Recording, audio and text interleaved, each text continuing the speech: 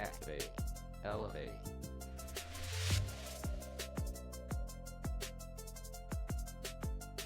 Hey, everybody, welcome to episode number 1 of Mastering HubSpot AI. Look, I'll be honest, HubSpot has thrown a lot at us over the years, and everything now is AI. First, it was ChatSpot, then it was Breeze, and now we're hearing about agents, and soon you're hearing about custom agents. And it's a lot to keep track of in terms of like what is real functionality that's coming out versus what's just marketing that HubSpot is releasing. And so that is the whole point of this show, is to actually talk through how to build things inside of HubSpot. How do we take advantage of Breeze and agents and AI powered workflows? And so we're starting with the big one today, which is, what exactly is an agent? We've been hearing a lot about assistants, and now we're hearing more about agents. And so I'm going to cut through a lot of that noise today. And people are thinking a lot about agents as just maybe it's a fancy new word for what we already have today. But I brought in John Suarez today to help explain why that's actually wrong.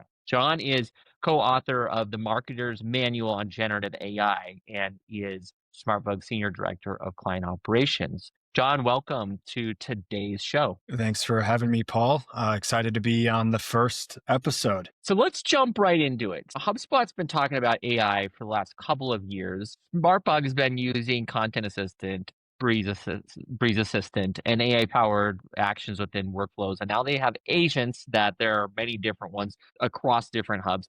Talk about how these things are different. Are agents the same thing as assistants? Can you explain what this is? Is this a rebrand or what is this? Yeah. So to start, I think everybody's familiar with like ChatGPT. You type in something, it gives you something out. An AI assistant is going to be something that is pre-trained or pre-programmed, right? But it is reactive, right? So like an AI powered chatbot, it's waiting for somebody to give it an input.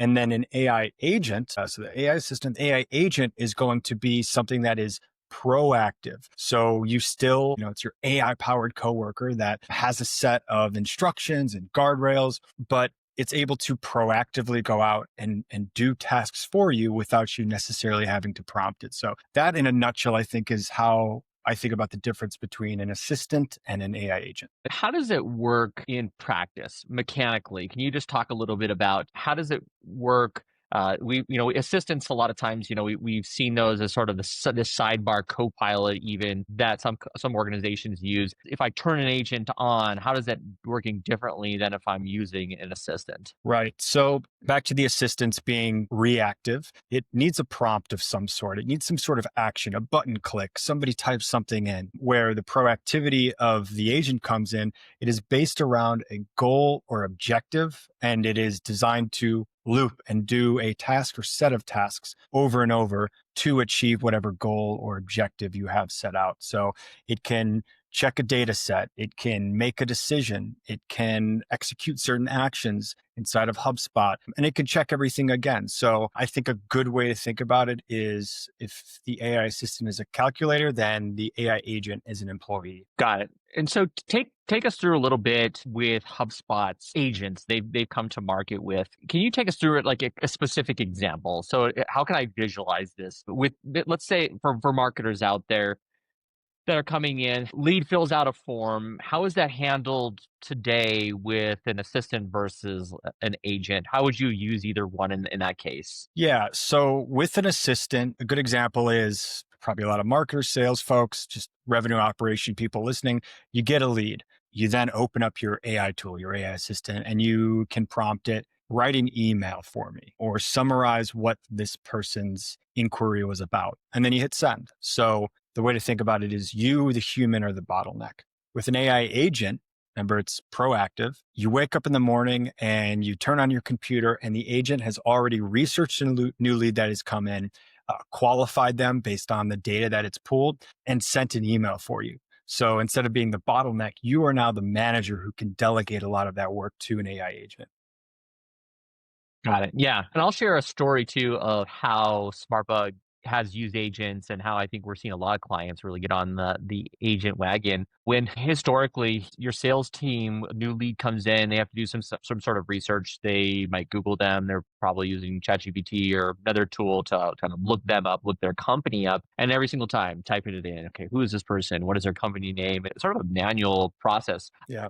which assistants and ChatGPT has been doing that for some time. It's quite useful. With agents, we've actually built a custom research agent. When a new lead comes in, the lead comes in to the HubSpot, see that there's a new company, new contact, and database. It does company research on what's going on in on their industry. What are their pain points that they're going through? It takes it a bit further in that it researches based on the trends that are happening in their industry. Maybe what are some thoughtful questions that we should ask during the sales process? Our custom research agent also surfaces up customer stories, case studies, other types of examples of work we've done with that type of client in the past. And I think with agents, it's saved our sales team, 1-2 hours of research time per lead if they're really putting in the time to be able to do that. And that's really where our own internal organization, has seen improvements in efficiency. Curious, John, do you have any clients or examples that you could share of your custom agents or HubSpot agents,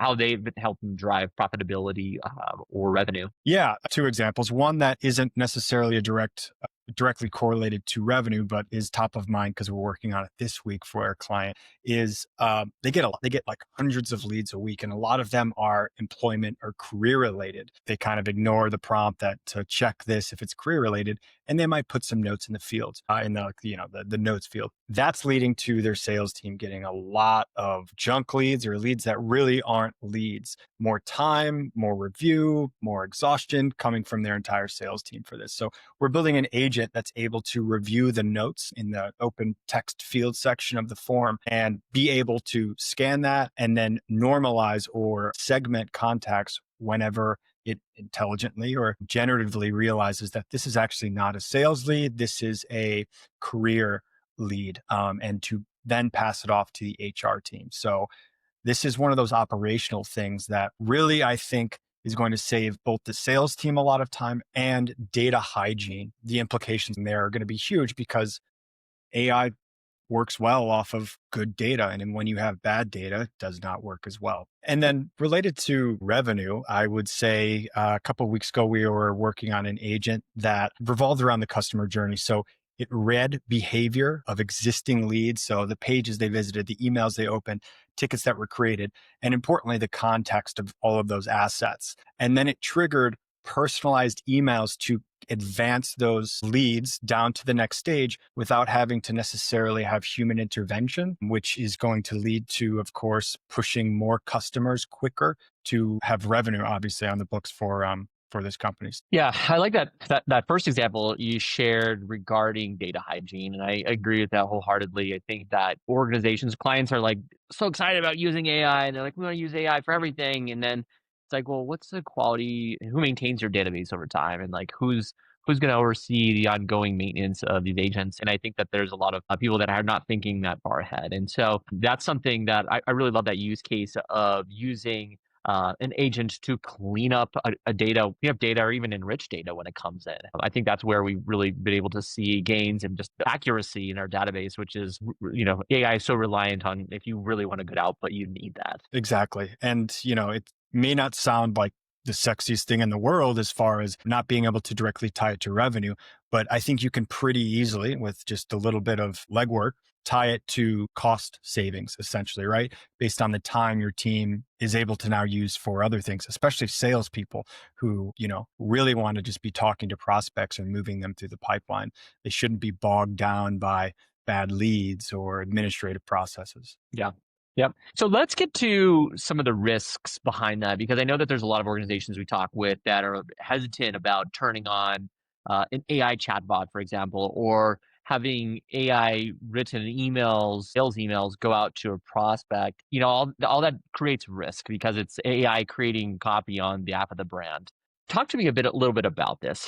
How do organizations limit the amount of risk as it comes to just sort of letting an AI chatbot go and start writing on behalf of your brand? How do you do it so a brand doesn't embarrass themselves? Yeah, that's an excellent question. And I'm sure whenever any company is first stepping into the AI agent arena, that should be something they're asking. So first of all, you need good data. But if we look at just the AI agent conceptually, under the hood, it's made up of three things. You give it a role. So you're a sales ops assistant or a BDR. You give it what's in its toolbox. So what HubSpot objects or actions is it allowed to use? Creating tickets, updating deals, sending emails. And then you give it guardrails. What must it never do? What needs human approval? When should it be escalated to a human? So you really create this chain of steps that allows you in a non-developer way to create sophisticated automations. So it's really about the two things that I kind of mentioned in there. It's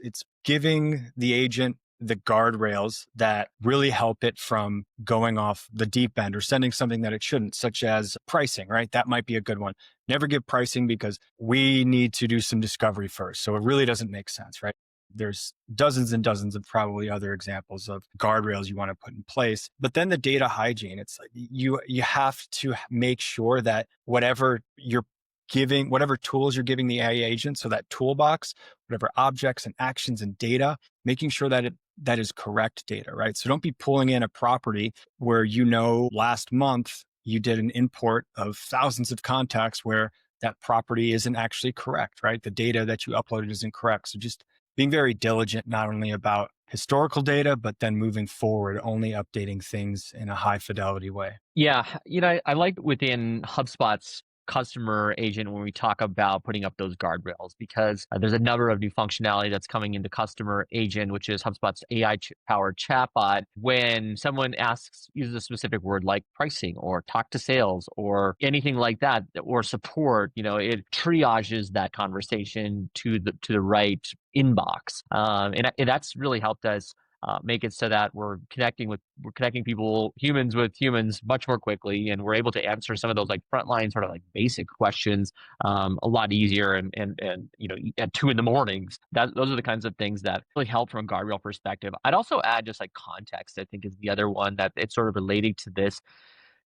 Is that like your prospecting agent, which is your AI powered email sequencing tool, or a customer agent, they need to be fed off of that good, accurate, up-to-date content. And that's something else where on a weekly basis, one of the tasks that I have in my queue is going through every single conversation that happened this last week and seeing, hey, where did this go off the rails, or where did the AI either misrepresent or sort of maybe use certain language that's not quite ours, or maybe reference one of the articles from our blog, which our blog has, 5,000 blog articles within it, somewhere like that. And so especially if you have an old website, and they have lots and lots of content in it, like you need to do pruning of what you're going to allow your AI to crawl. And that's something else that I go through that and I see, okay, anytime that word pops up, let's see to triage that. Let's not reference that article any longer. Looks like we're going to need to create more of these new articles to address some of these new questions that we're getting that we don't have content for. So I think those are a couple of things I would just add to this part here that helps create some of the guardrails.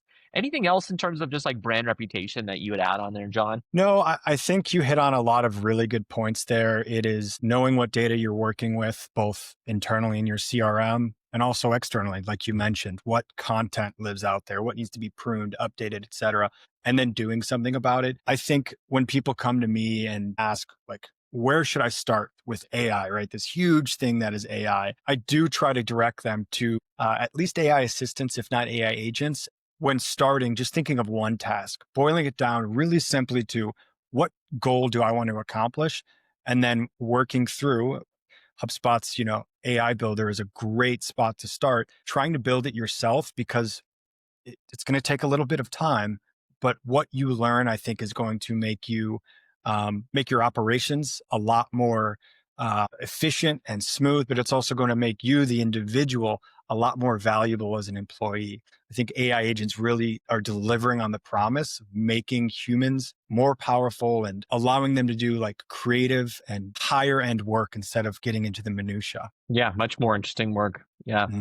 I would agree with that. Awesome. Well, I think to kind of wrap it up for today, we think of assistants, we're thinking very reactive, we're thinking ChatGPT type in experience, we're thinking of agents, something proactive, something more automated, something that uses a trigger to then loop that workflow. And so I think that's a good way to sort of like bucket them. But John, thanks for joining us today. On the next episode, we're diving into prospecting agent. Looking forward to showing you how do salespeople use HubSpot AI be more effective sellers. John, thank you so much, and we look see you in the future episode. Thanks, Paul.